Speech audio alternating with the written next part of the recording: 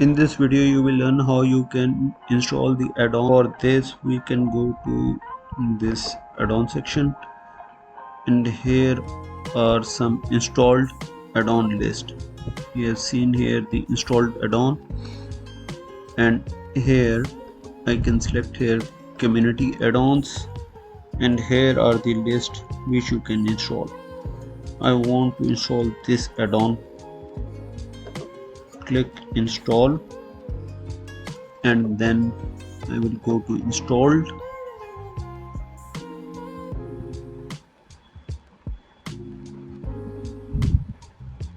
and here it's this add-on is successfully installed in Stremio. Thanks for watching this video, and if you want to watch the video on Stremio add-ons, I have previously updated that video on my channel.